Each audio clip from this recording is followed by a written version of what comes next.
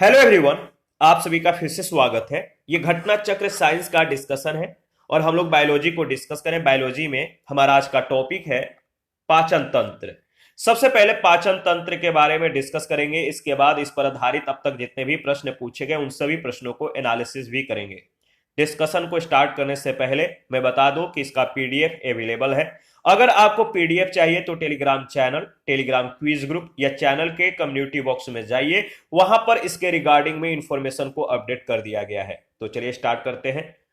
देखिए, विभिन्न भौतिक व रासायनिक क्रियाओं और एंजाइमों की सहायता से भोज्य पदार्थों को सरल, छोटे व घुलनशील अणुओं में बदलना पाचन कहलाता है।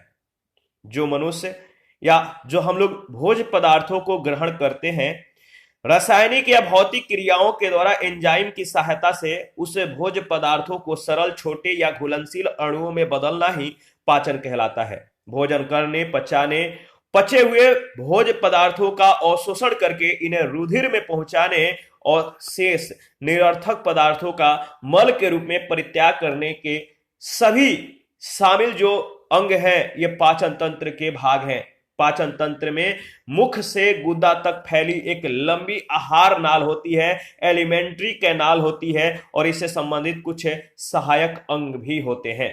मनुष्य के आहार नाल की लंबाई औसतन जो होता है 8 से 10 मीटर तक होती है। मुख्य ग्रासन गुहिका,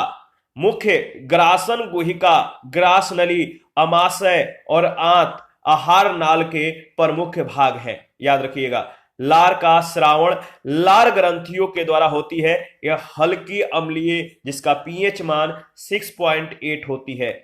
इसमें लगभग 99.5% जल होता है। मनुष्य के मुख गुहा में लगभग 0.75 से 1.5 लीटर लार का स्राव प्रतिदिन होता है। लार जो होता है भोजन को गीला करने, उसकी लुगदी बनाने में सहायक होती है, जिससे उसे आसानी से निगला जा सके। लार में टाइलिन, याद रखिए, लार में टाइलिन होता है जो स्टार्च को शकरा में तोड़ता है। लार में लाइसोजाइम नामक एंजाइम भी उपस्थित होता है जो भोजन के साथ आए हुए जीवाणुओं को नष्ट करने में सहायक होता है।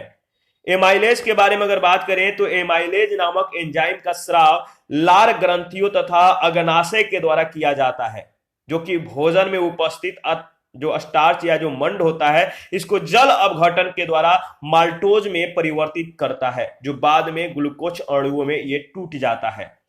लीवर क्या है? तो मानव शरीर की सबसे बड़ी ग्रंथि है। यह उदर गुहा में तंतुपट यानी डायफ्राम के ठीक नीचे आंत्रयोजनी यानी मिसेंट्री से संयुक्त गहरे लाल भूरे रंग का होता है। इसका भार लगभग 1.5 किलोग्राम होता है। यह अनेक क्रियाओं का संपादन करता है। इसकी कुछ अगर बात करें तो मुख्य क्रियाएं हैं, जैसे पित्त का उत्पादन करना, ग्लाइकोजेनोलिसिस क्रिया के द्वारा ग्लूकोज का ग्लाइकोजन में परिवर्तित करना, रक्त प्लाज्मा के कुछ प्रोटीनों का उत्पादन करना, रक्त में अमीनो अम्ल का नियमन तथा विषाक्त अमोनिया को यूरिया में परिवर्तित करना, यानी यूरिया का संश्लेषण आदि इसका क्या मुख्य क्रियाएं हैं। इसके बाद है पित्त यानी बाइल। पित्त क्या है? पीले हरे या हरे नीले रंग का क्षारीय तरल होता है, जिसका पीएच मान 7.6 से 8.6 के बीच होता है। इसका भंडारण जो होता है याद रखिएगा पित्ताशय में होता है। मानव में प्रतिदिन लगभग 800 से 1000 मिलीलीटर पित्त का स्राव होता है। पित्त में कोई एंजाइम नहीं होता, इस बात को याद रखिएगा, यहां से प्रश्न पूछे गए हैं। पित्त में कोई एंजाइम नहीं होता है, फिर भी यह लिपिड्स के पाचन में और शोषण में सहायक होता है। यह वसा का पायसीकरण या इमल्सीकरण करता है। ठीक है, याद रखना इंपॉर्टेंट है। आगे बढ़ते हैं। देखिए, इसके बाद अगर बात करें तो यहाँ पे मानव का पाचन तंत्र दिया गया है। जैसे यहां से स्टार्ट करते हैं, ये है आपका जीभ, टंग। ये है मुख में क्या क्या होते हैं? तो हमारे माउथ के अंदर लार होता है, ठीक है, और लार में सबसे जो इंपॉर्टेंट है जो एंजाइम है वो है टाइलिन एंजाइम या लारिये एमाइलेज, याद रखिएगा। इसके बाद ये आपका ग्रास नली है। ये क्या करता है? तो भोजन को अमाशय तक ये ले जाता है। ये ग्रास नली, इसकी लंबाई आपको पता है, कुछ ही सेकंड पहले हम लोगों ने डिस्कस किया था। इसके बाद ये जो है ये आपका डायफ्राम है। ये क्या है? ये अमाशय है। अमाशय का जो कार्य है आप याद रखिएगा, एसीएल पेप्सिन एंजाइम प्रोटीन का पाचन करना। इसके बाद ये जो है ये, और जो ये है ये छोटी आंत है। छोटी आंत में अगर देखें तो कार्बोहाइड्रेट का पाचन, वसा का पाचन, प्रोटीन का पाचन, पचे हुए पोषक पदार्थों का अवशोषण होता है। ये आपका बड़ी आंत है, ये वाला, ये क्या है? बड़ी आंत है। और बड़ी आंत जल का अवशोषण करता है। ये क्या है? ये गुदा है और ये मल का परित्याग करता है। ठीक है, इसको याद रखिएगा। इधर है अपेंडिक्स, ये वाला एरिया, ये क्या है? अपेंडिक्स है। इधर अगर बात करें तो यहां पे आप देख सकते हैं ये क्या है? ये आपका अग्नाशय है। अग्नाशय अग्नाशयी रस का स्राव करता है। इसके बाद अगर बात करें तो यहाँ पे पित्ताशय होता है। ये वाला एरिया जो है यहाँ पे आप देख सकते हैं, ये क्या है? ये पित्ताशय है। पित्ताशय वसा का इमल्सीकरण करता है, पित्त का भंडारण करता है। और ये क्या है? ये आपका यकृत है, लीवर है। ये पेट का उत्पादन करता है, ग्लाइकोजेनेसिस यूरिया का संश्लेषण भी करता है। तो कौन सा अंग क्या करता है आपको याद रखना है, इंपॉर्टेंट है। लिपिड्स के पाचन में लाइपेज नामक एंजाइम की काफी महत्वपूर्ण भूमिका होती है। यह लिपिड्स को वसीय अम्लों तथा मोनोग्लिसराइड्स में विखंडित करते हैं। लिपिड्स को ये वसीय अम्लों तथा मोनोग्लिसराइड्स में विखंडित करते हैं। पेप्सिन, ट्रिप्सिन तथा काइमोट्रिप्सिन नामक एंजाइम प्रोटीन के पाचन में सहायक होते हैं।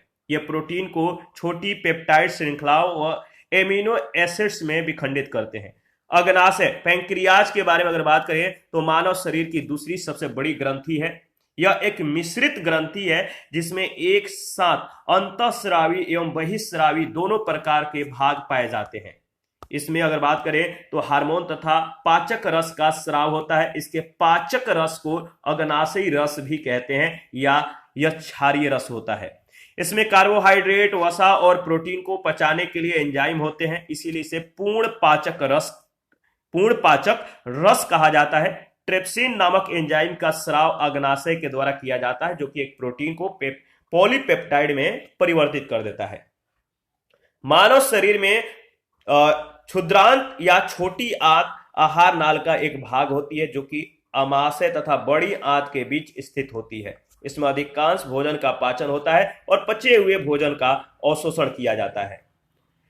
यह ग्रहणी, जेजनम यानी ड्यूडेनम, जेजनम और इलिनम यानी ग्रहणी, मध्यांत्र और शेषांत्र में विभेदित होता है।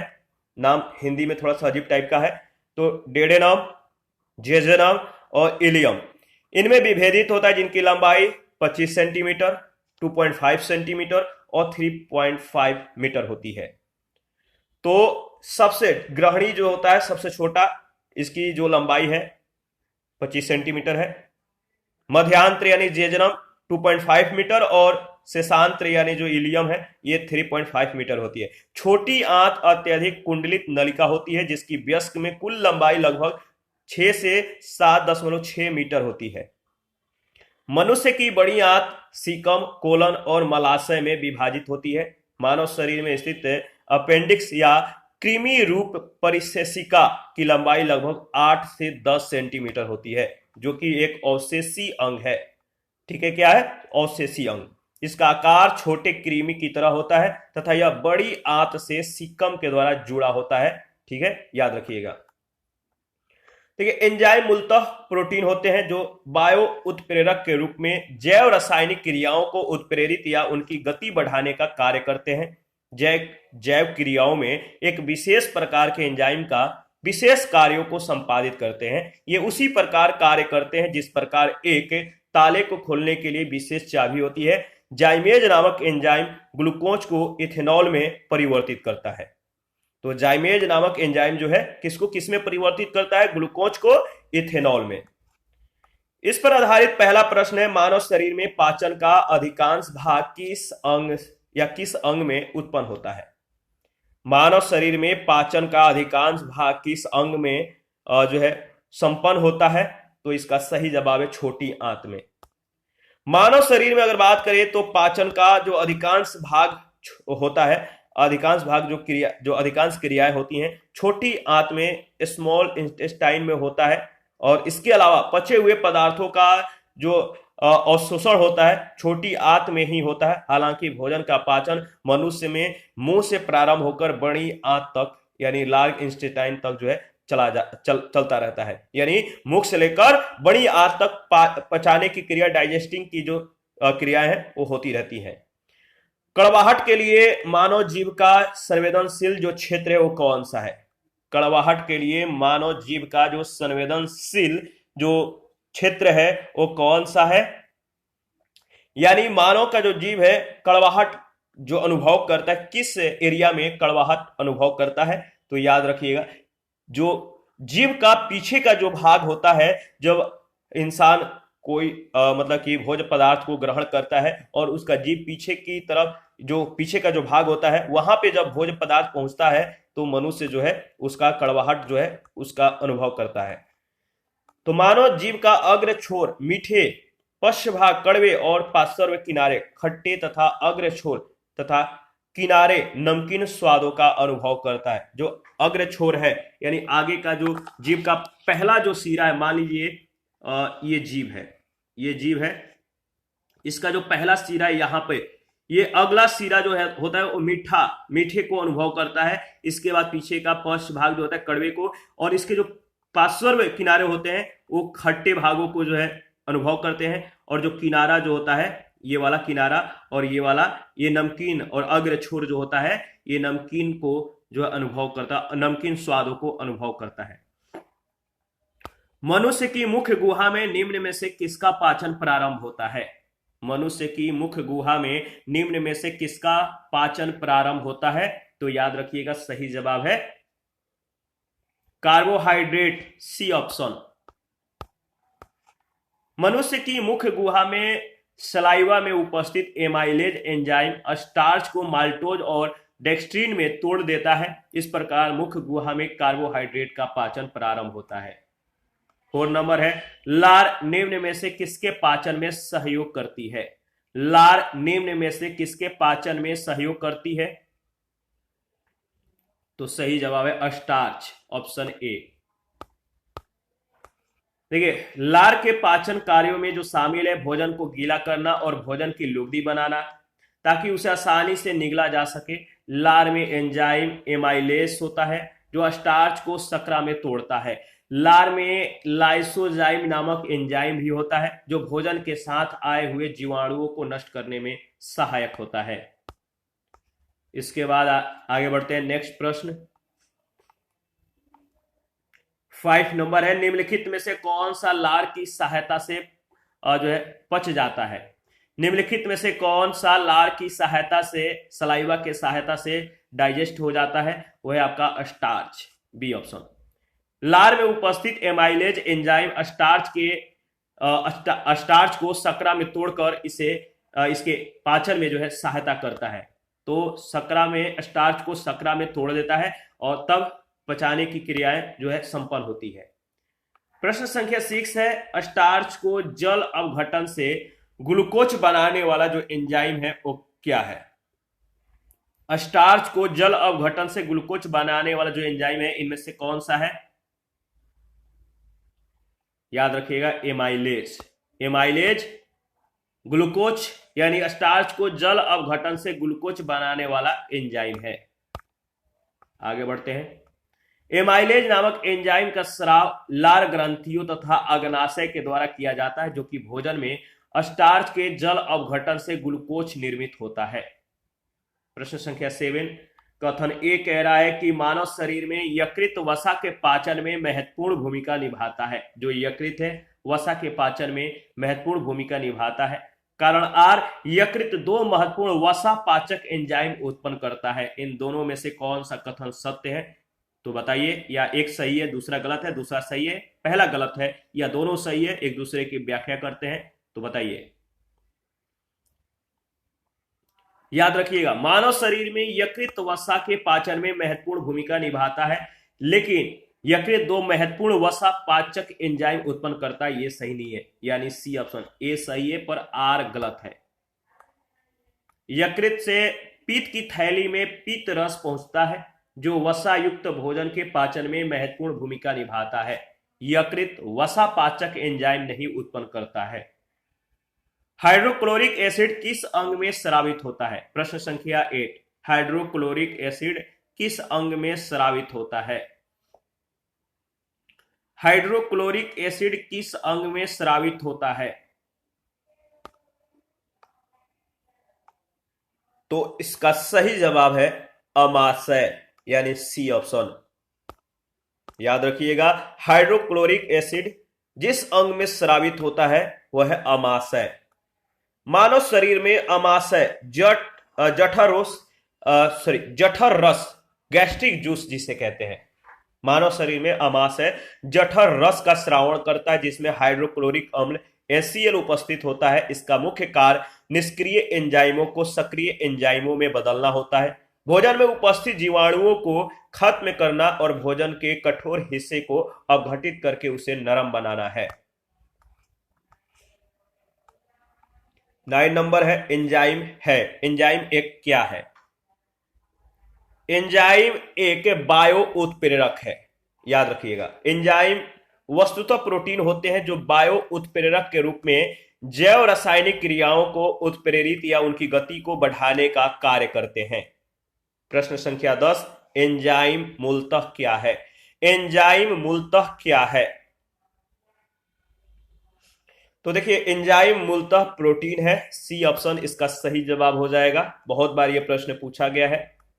एंजाइम मूलतः प्रोटीन होते हैं जिनका निर्माण प्रायः नाइट्रोजनीय पदार्थों या अमीनो अम्ल के संश्लेषण के द्वारा होता है। जैव क्रिया में एक विशेष प्रकार के एंजाइम एक विशेष कार्यों को संपादित करते हैं। ये उसी प्रकार कार्य करते हैं जिस प्रकार एक ताले को खोलने के लिए एक विशेष चाबी की जरूरत होती है। 11 नंबर है अधिकतर एंजाइम होते हैं। अधिकतर एंजाइम होते हैं क्या होते हैं? अधिकतर एंजाइम प्रोटीन होते हैं। याद रखिएगा, एंजाइम क्या है? आपको मालूम है एंजाइम क्या है? बहुत बार यह प्रश्न पूछा गया है। एंजाइम है एक प्रोटीन। एंजाइम क्या है? एक प्रोटीन है। आगे बढ़ते हैं। जैविक सिस्टम में रासायनिक क्रिया की प्रक्रिया का तेज करने में जो उत्तरदायी पदार्थ है वो कौन सा है? जैविक सिस्टम में रासायनिक क्रिया की प्रक्रिया को तेज करने में जो उत्तरदायी पदार्थ है वो क्या है? वो उत्तरदायी पदार्थ, याद रखिएगा, एंजाइम है। क्या है? एंजाइम है। जैविक सिस्टम में रासायनिक क्रिया की प्रक्रिया को तेज करने में उत्तरदायी जो पदार्थ है वो एंजाइम है। सभी एंजाइम प्रोटीन्स होते हैं। बहुत से कार्बनिक पदार्थ जैसे प्रोटीन, कार्बोहाइड्रेट तथा वसा को सरल अणुओं में परिवर्तित करने की क्रिया एंजाइम के द्वारा संपन्न होती है। आगे बढ़ते हैं। 14 नंबर है एंजाइमों के संदर्भ में निम्नलिखित कथनों में से कौन सा सही है? पहला, वे जैव उत्प्रेरक हैं। दूसरा, वे शरीर में उसी स्थान पर अपना कार्य करते हैं जहां वे उत्पादित होते हैं। इन दोनों में से कौन सा कथन सत्य है? आप बताइए। तो दोनों सही है, ए यानी पहला और दूसरा, सी ऑप्शन। तो वे जैव उत्प्रेरक हैं और शरीर में उसी स्थान पर अपना कार्य करते हैं जहां वे उत्पादित होते हैं। एंजाइम जैव उत्प्रेरक होते हैं जो विशिष्ट जैविक क्रियाओं को अति उच्च दर से संपन्न कराते हैं। एंजाइमों के बिना जैव प्रक्रियाएं अति मंद दर से होती है। सामान्यतः एंजाइम उसी स्थान पर कार्य करते हैं जहां वे उत्पन्न होते हैं, जबकि हार्मोन्स अपने उद्गम स्थान से अलग स्थान पर अपना कार्य संपादित करते हैं। 15 नंबर है निम्नलिखित में से कौन सा एंजाइम ग्लूकोज को इथेनॉल में परिवर्तित करने को प्रेरित करता है? निम्नलिखित में से कौन सा एंजाइम ग्लूकोज को इथेनॉल में परिवर्तन करने को प्रेरित करता है? तो सही जवाब है जाइमेज, ऑप्शन ए। जाइमेज बिल्कुल राइट ऑप्शन है। जाइमेज नामक एंजाइम ग्लूकोज को इथेनॉल में परिवर्तित करता है। ग्लूकोज जाइमेज की उपस्थिति में इथेनॉल का निर्माण करता है। याद रखिएगा, ग्लूकोज का फॉर्मूला याद रखिएगा C6H12O6 होता है। 16 नंबर है निम्नलिखित में से किस एक की उत्पत्ति यकृत का कार्य है? निम्नलिखित में से किस एक की उत्पत्ति यकृत का कार्य है? वह आपका यूरिया। किस एक की उत्पत्ति यकृत का कार्य है? यूरिया का निर्माण, यानी बी ऑप्शन।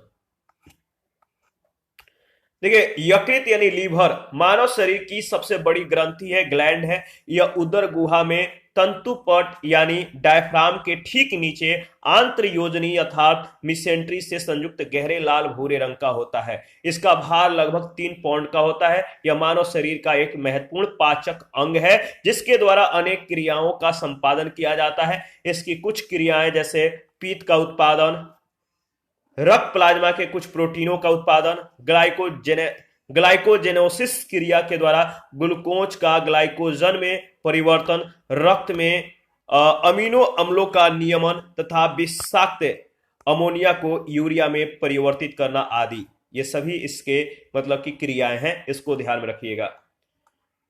प्रश्न संख्या 17 है, लिपिड्स का पाचन निम्नलिखित में से कुछ की उपस्थिति में होता है? लिपिड्स का पाचन निम्नलिखित में से किसकी उपस्थिति में होता है? तो याद रखिएगा, पीत अम्ल और लाइपेज की उपस्थिति में, यानी सी ऑप्शन बिल्कुल सही जवाब है। हमारे भोजन सामग्री में अधिकांश लिपिड्स सरल वसाओं यानी ट्राइग्लिसराइड्स के रूप में होते हैं। लिपिड्स के पाचन में लाइपेज नामक एंजाइम की महत्वपूर्ण भूमिका होती है। यह लिपिड्स को वसीय अम्लों तथा मोनोग्लिसराइड में विखंडित करते हैं। लाइपेज एंजाइम प्राकृतिक रूप से अग्नाशय तथा अमाशय से स्रावित होने वाले रस में उपस्थित होता है। पित्त में कोई पाचक एंजाइम नहीं होता, फिर भी यह लिपिड्स के पाचन एवं अवशोषण में सहायक होता है। यह वसा का इमल्सीकरण करता है। पेप्सिन नामक एंजाइम प्रोटीन के पाचन में सहायक होता है। इसके बाद है एंजाइम लाइपेज का स्रोत है। एंजाइम लाइपेज का स्रोत है, इनमें से कौन सा स्रोत है?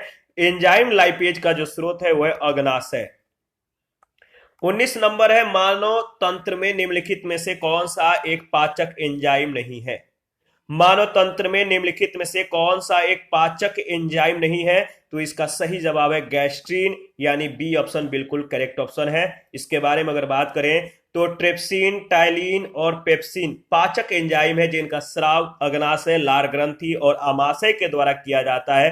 ट्रिप्सिन एक पेप्टाइडेज है जो पेप्टाइडेज को तोड़ने का कार्य करता है। टाइलिन नामक एंजाइम लार में पाया जाता है जो मंड को माल्टोज तथा डेक्स्ट्रीन में तोड़ने का कार्य करता है, जबकि गैस्ट्रीन एक हार्मोन है जो कि आमाशय में जी सेल्स तथा ग्रहणी के द्वारा मुक्त होती है। यह आमाशय के द्वारा गैस्ट्रिक अम्ल के स्रावण को उद्दीपित करता है। प्रश्न संख्या 20 है, मानव शरीर में प्रोटीन का पाचन निम्नलिखित में से किस अंग में प्रारंभ होता है? मानव शरीर में प्रोटीन का पाचन निम्नलिखित में से किस अंग में प्रारंभ होता है? याद रखिएगा, सही जवाब है आमाशय। किसमें? आमाशय में। मानव शरीर में प्रोटीन का पाचन आमाशय में प्रारंभ होता है। हालांकि पाचन का अधिकांश भाग छोटी आंत में संपन्न होता है और पचे हुए पदार्थों का अवशोषण भी मुख्यतः छोटी आंत में ही होता है। 21 है, निम्नलिखित में से कौन सा एंजाइम प्रोटीनों को एमिनो अम्लों में विघटित करता है? निम्नलिखित में से कौन सा एंजाइम प्रोटीनों को एमिनो अम्लों में विघटित करता है? तो सही जवाब है क्या? Pepsin, option A. प्रोटीनों का पाचन आमाशय में प्रारंभ होता है। आमाशय में पेप्सिन नामक एंजाइम प्रोटीन को छोटे पॉलीपेप्टाइड और उनके घटक एमिनो अम्लों में विघटित करता है। 22 है, कथन ए, हमारे आहार में सभी प्रोटीनों का पाचन केवल क्षुद्रांत में होता है। कारण आर, अग्नाशय से प्रोटीनों का पाचन करने वाली एंजाइम को क्षुद्रांत में छोड़ा जाता है। इनमें से कौन कौन सा कथन सत्य है? इसमें एक कथन जो है गलत है, परंतु आर सही है, यानी डी ऑप्शन बिल्कुल करेक्ट ऑप्शन है। इसके बारे में डिस्कस कर लेते हैं। कथन ए गलत है, क्यों? जबकि कारण आर सही है। आहार नाल में प्रोटीनों का पाचन स्टोमक में या आमाशय में ही प्रारंभ हो जाता है, जिसके लिए जो है जठर रस में पेप्सिन नामक एंजाइम भोजन के प्रोटीन को पेप्टोन में बदल देती है। अमाशय के पश्चात भोजन जब ग्रहणी में डेडनम में पहुंचता है तो अग्नाशय के द्वारा अग्नाशयिक रस भोजन से जा मिलता है, जिससे प्रोटीन के पाचन के लिए ट्रिप्सिन नामक एंजाइम होता है जो कि प्रोटीन को पॉलीपेप्टाइड में परिवर्तित कर देता है। 23 नंबर है, प्रोटीन के पाचन में सहायक एंजाइम है। प्रोटीन के पाचन में सहायक एंजाइम कौन सा है? तो याद रखिएगा सही जवाब है ट्रिप्सिन, यानी सी ऑप्शन। 24 नंबर है, कौन से परिवर्तन में एंजाइम ट्रिप्सिन उत्प्रेरक का कार्य करता है? कौन से परिवर्तन में एंजाइम ट्रिप्सिन उत्प्रेरक का कार्य करता है? प्रोटीन को अमीनो अम्लों में, याद रखिएगा कौन से परिवर्तन में, तो प्रोटीन को अमीनो अम्लों में एंजाइम ट्रिप्सिन उत्प्रेरक का कार्य करता है। ट्रिप्सिन नामक एंजाइम का स्राव जो होता है पैंक्रियाज के द्वारा किया जाता है, अग्नाशय के द्वारा किया जाता है, जो कि एक प्रोटीन को अमीनो अम्लों में परिवर्तन के लिए उत्प्रेरक का कार्य करता है। याद रखिएगा अग्नाशय एक मिश्रित ग्रंथि मिक्स्ड ग्लैंड है जिससे हार्मोन और पाचक रस का स्राव होता है। पाचक रस क्षारीय होते हैं जिन्हें अग्नाशयिक रस या पैंक्रियाटिक जूस भी कहते हैं। 25 मानव शरीर में पूंछ कौन सी संरचना से संलग्न होता है? मानव शरीर में जो पूंछ है कौन सी संरचना से संलग्न होता है? तो याद रखिएगा सही जवाब हो जाएगा बृहदांत्र। मानव शरीर में अपेंडिक्स या कृमि रूप परिशेषिका एक अवशेषी अंग है। यह छोटी और बड़ी आंत के जोड़ के पास स्थित होता है। इसका आकार छोटे कृमि की तरह होता है जो बड़ी आंत से सीकम के द्वारा जुड़ा होता है। आरंभ में जीवन पूर्णतः शाकाहारी था जिससे सेल्यूलोज युक्त पत्तियों के पाचन के लिए इस अंग का उपयोग किया जाता था। कालांतर में मानव सभ्यता के विकास के साथ मनुष्यों के सर्वाहारी होने के कारण इस अंग का कार्य समाप्त हो गया। इस प्रकार यह अंग वर्तमान समय में अवशेष मात्र रह गया है, जबकि शाकाहारी जंतुओं में गाय, बैल इत्यादि में सेल्यूलोज पाचन के लिए पूंछ आज भी विकसित अवस्था में है। आगे बढ़ते हैं नेक्स्ट प्रश्न संख्या 26 है, मानव शरीर में क्षुद्रांत के 3 संरचनात्मक भागों की लंबाई का कौन सा सही ह्रासवान क्रम है? मानव शरीर में क्षुद्रांत के 3 संरचनात्मक भागों की लंबाई का कौन सा सही ह्रस्वान क्रम है? तो याद रखिएगा शेषांत्र, मध्यांत्र और ग्रहणी, यानी डी ऑप्शन। मानव शरीर में उपस्थित क्षुद्रांत या छोटी आंत स्मॉल इंटेस्टाइन जो है आहार नाल का एक भाग होती है जो कि आमाशय तथा बड़ी आंत के बीच स्थित होती है। इसमें अधिकांश भोजन का पाचन मतलब कि डाइजेशन होता है। पचे हुए भोजन का अवशोषण किया जाता है। यह ग्रहणी यानी डेडनम, जेजनम और इलियम में विभेदित होता है जिसकी लंबाई 25 सेंटीमीटर, 2.5 मीटर और 3.5 मीटर होती है। छोटी आंत अत्यधिक कुंडलित नलिका होती है। 27 नंबर है, नीचे 2 कथन दिए गए। अभिकथन ए, हमारे शरीर सेल्यूलोज के पाचन में असक्षम है। कथन आर, मानव शरीर में स्टार्च अपघटन एंजाइम डायस्टेज विद्यमान रहता है। इनमें से कौन सा कथन सत्य है आप बताइए। तो देखिए याद रखिएगा ए और आर दोनों सही है। आर ए का सही स्पष्टीकरण नहीं है। मानव शरीर सेल्यूलोज के पाचन में असक्षम है। मनुष्य के पाचन तंत्र में सेल्यूलोज को पचाने वाले एंजाइम नहीं पाए जाते हैं, परंतु स्टार्च अपघटक एंजाइम लारिए डायस्टेज जो स्टार्च को माल्टोज में तोड़ता है मनुष्य के लार में भी पाया जाता है। अतः दोनों कथन सही है, परंतु डायस्टेज की वजह से सेल्यूलोज का पाचन नहीं होगा, यह तर्क संगत नहीं है। इसीलिए कथन आर कथन ए की सही व्याख्या नहीं करता है। इसके बाद है एंजाइम तथा उसके कार्यों के सही जोड़े का चयन करें। एंजाइम और उसके कार्यों के सही जोड़े का चयन करें। तो यहां पे आप देख सकते हैं और आप जो है मिलान कीजिए इसका सही जवाब क्या होगा। सही जो जोड़ा है वह है आपका बी ऑप्शन। ई कोलाई प्रतिबंधित एंडोन्यूक्लियस सेकेंड डीएनए को विशिष्ट स्थलों पर काटने के लिए इसका सही मतलब कि संबंध है। इसके बारे में अगर बात करें तो देखिए ई कोलाई बैक्टीरिया से स्रावित एक एंजाइम ई कोलाई प्रतिबंधित एंडोन्यूक्लियस सेकेंड या ईको R2 डीएनए को विशिष्ट स्थलों पर काटने के लिए प्रयुक्त होता है। 29 नंबर है, सूची 1 सूची 2 के साथ मिलान करना है। तो चलिए मिलान करते हैं। टाइलिन का जो संबंध है स्टार्च को पचाता है। टाइलिन स्टार्च को पचाता है। पेप्सिन क्या करता है? प्रोटीन को पचाता है। पेप्सिन प्रोटीन को पचाता है। रेनिन क्या करता है रक्त में, अगर बात करें तो एंजियो सेंटिनोजेन को एंजियोटेंसिन में बदलता है। और ऑक्सीटोसिन क्या करता है, ऑक्सीटोसिन जो है ये मसृण जो पेशियां हैं, मसृण पेशियों से या इसमें सिकुड़ने को प्रेरित करता है। तो इसका सही जवाब हो जाएगा ऑप्शन ए। सही मिलान ऑप्शन ए में दिया गया। दोबारा से रिवाइज कर लेते हैं। टाइलिन स्टार्च को पचाता है, पेप्सिन प्रोटीन को, रेनिन रक्त में एंजियोटेंसिनोजेन को एंजियोटेंसिन में बदलता है, और ऑक्सीटोसिन मसृण पेशिया सिकुड़न प्रेरित करता है। 30 नंबर जो प्रश्न है इसको भी सूची 1 सूची 2 से मिलान करना है। तो चलिए मिलान करते हैं। इसमें विटामिन का जो संबंध है किससे है, विटामिन कैरोटीन। एंजाइम का जो संबंध है किससे है, एंजाइम पेप्सिन है। और हार्मोन इनमें से कौन सा है, तो टेस्टोस्टेरोन या प्रोजेस्टेरोन। और प्रोटीन कौन सा है, केराटिन है। तो सही जो ऑप्शन होगा वो ऑप्शन बी में दिया गया है, ये वाला ऑप्शन बी। दोबारा से रिवाइज कर लेते हैं। Vitamin carotene, enzyme pepsin, hormone testosterone या प्रोजेस्टेरोन, और प्रोटीन केराटिन है। 31 है कार्बोहाइड्रेट के अपघटनोपरांत अंतिम रूप से क्या बनता है। कार्बोहाइड्रेट के अपघटनोपरांत अंतिम रूप से क्या बनता है, याद रखिएगा ग्लूकोज बनता है, सी ऑप्शन। पाचन में कार्बोहाइड्रेट के अपघटन के उपरांत ग्लूकोज बनता है जो कोशिकाओं को ऊर्जा प्रदान करता है।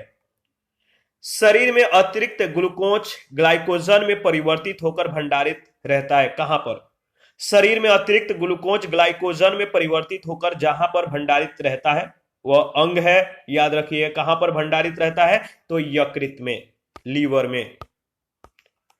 मानव शरीर की सबसे बड़ी ग्रंथि यकृत है जिसका प्रमुख कार्य रक्त में उपस्थित अतिरिक्त ग्लूकोज को ग्लाइकोजन के रूप में परिवर्तित करके भंडारित करना। आवश्यकता अनुसार यह ग्लाइकोजन ग्लूकोज में बदलकर शरीर को ऊर्जा प्रदान करता है। इस प्रकार यकृत अतिरिक्त शर्करा और ऊर्जा में सामंजस्य बनाए रखता है। 33 है यकृत एवं मांसपेशियों में ऊर्जा जमा होती है। यकृत एवं मांसपेशियों में ऊर्जा जमा होती है, कहां पर, तो याद रखिए ग्लाइकोजन के रूप में। किस रूप में, ग्लाइकोजन के रूप में, ठीक है। तो देखिए अगर बात करें तो शरीर की कोशिकाओं को कार्य करने के लिए एनर्जी की जरूरत होती है। यह ऊर्जा या एनर्जी शुगर, वसा, प्रोटीन की रासायनिक क्रियाओं से प्राप्त होती है। शुगर जो होता है शरीर में ग्लूकोज में परिवर्तित हो जाती है जो एक सरल शर्करा है। यह अवशोषित होकर रक्त से विभिन्न अंगों ऊतकों में पहुंच जाती है। यकृत मांसपेशियों में मुख्यतः ग्लूकोज या ऊर्जा ग्लाइकोजन के रूप में जमा होता है। 34 है 10 दिनों से अधिक दिन तक उपवास करने पर लीवर पर क्या प्रभाव पड़ता है। 10 दिनों से अधिक दिन तक फास्टिंग करने पर लीवर पर जो प्रभाव पड़ेगा, इफेक्ट पड़ता है, लीवर में ग्लूकोज है, ग्लूकोज का स्तर है वो कम हो जाता है, यानी ऑप्शन ए। 10 दिनों से अधिक उपवास की स्थिति में लीवर में ग्लूकोज का स्तर जो है कम होने लगता है। 35 है पित्ताशय में उपस्थित पत्थर निम्नलिखित में से किसका पाचन प्रभावित करता है। पित्ताशय में उपस्थित पत्थर निम्नलिखित में से किसका पाचन प्रभावित करता है, तो सही जवाब है, याद रखिएगा इसका सही जवाब क्या हो जाएगा, इसका सही जवाब है वसा का, ऑप्शन ए। पित्ताशय यकृत से उत्पन्न पीत का भंडारण करता है। पित्ताशय के अंदर पीत अवयवों के संघनन से बना हुआ रवाकृत जमाव ही पीत का पथरी है।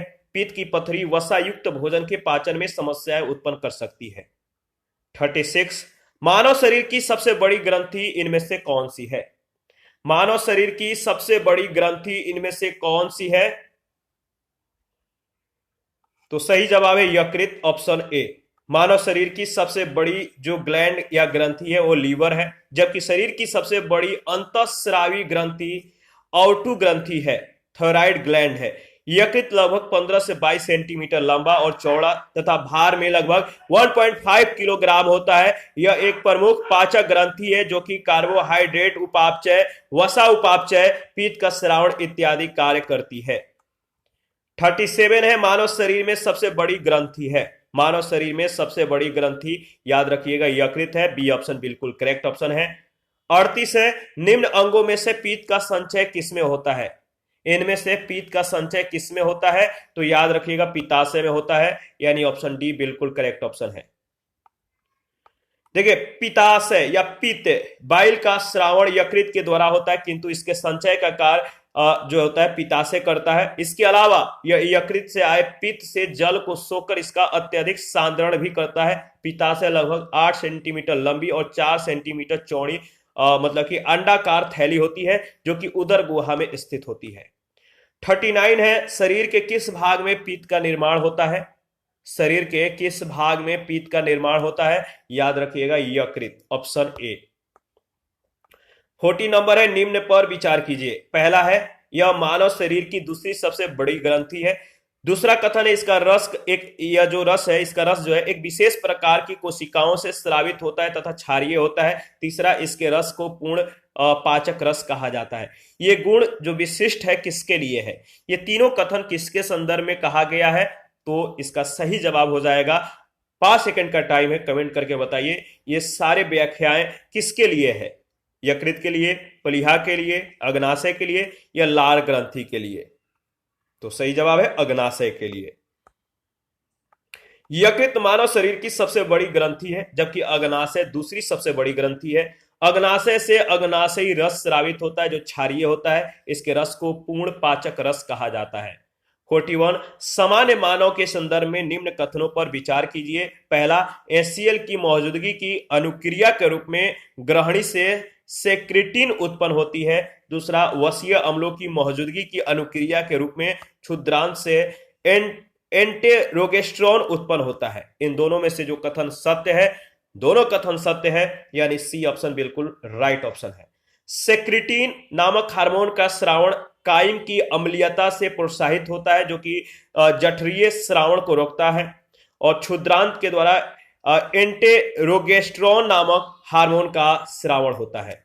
इसी के साथ आज का सेशन समाप्त करते हैं। नेक्स्ट सेशन में विटामिन एवं पोषण के बारे में डिस्कस करेंगे। आप अपना प्रतिक्रिया देते रहिए, आपके प्रतिक्रियाओं का हमें बेसब्री से इंतजार रहता है। जिन लोगों ने Telegram channel, Telegram quiz group, Facebook page, Instagram को ज्वाइन नहीं किया, वीडियो के डिस्क्रिप्शन बॉक्स में उसका लिंक है, आप ज्वाइन कर सकते हैं। थैंक यू, मिलते हैं नेक्स्ट सेशन में।